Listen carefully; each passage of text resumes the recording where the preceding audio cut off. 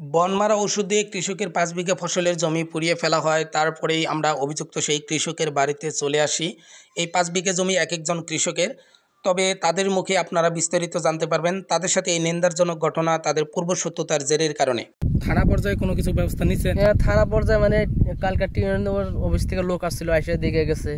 ওনারা মানে অন্য ধরনের পদ্ধতি নিবে আর কি। মেম্বার প্রতিনিধি নিজে আসছে, এসে দেখে গেছে।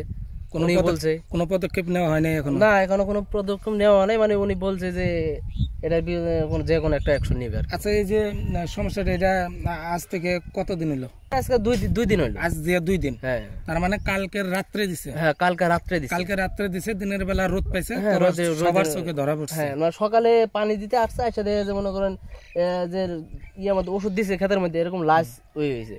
পরে সকালে রোদ উঠছে, পাতা সব মরে যাইতেছে। তবে অভিযুক্ত ব্যক্তি কি বাড়িতে আছে?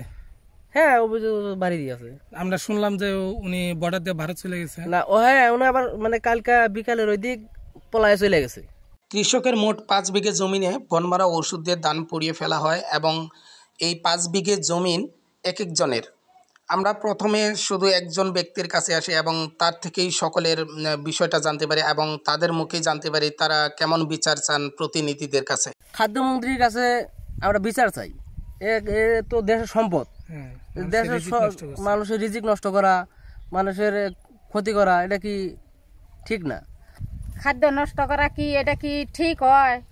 সঠিক বিচার যেটা আমরা ওইটা বিচারই চাই। আমরা মারামারি কাটাকাটি করবো না।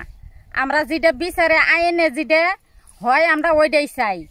এতগুলো টাকা পয়সা খরচা করছি, আমরা কি অগরে এগুলা করবার জন্য? তুই যদি পাস দলিল পত্র দেখাবি, দেখাইয়া ধান হইলে তোরা নয় কাইটে নিবি। দেশে কি জনগণ নাইকে? জনগণ অবশ্যই আছে, বিচার আছে, আদালত আছে। এগুলা তো আর কেউ চায় না। এগুলা চাইতেছে ও খালি মানুষের কাটাকাটি করব, মারামারি করব, একলাই নিয়ে খাবো। আর পৃথিবীত কেউ থাক আর না থাক দেখার দরকার নাই, সবাই মরা যায়।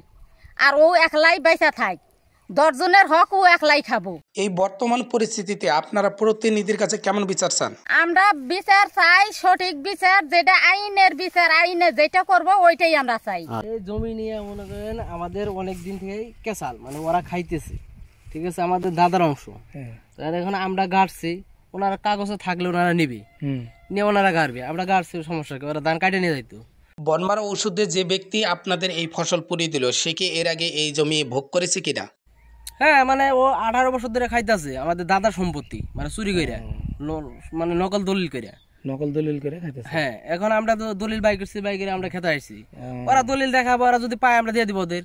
কথায় আছে সত্য কখনো চাপা থাকে না। যখন অনেকদিন পরে জমিনের মূল দলিল বেরিয়ে আসলো, তখন প্রকৃত যে জমিনের মালিক তারা ভোগ করতে শুরু করলো। আর ভোগ করার সময় প্রথমতই 18 বছর পরে সেই জমিনে বনমারা দিয়ে পুড়িয়ে দেওয়া হলো। তবে এটা খুবই একটা নিন্দাজনক ঘটনা।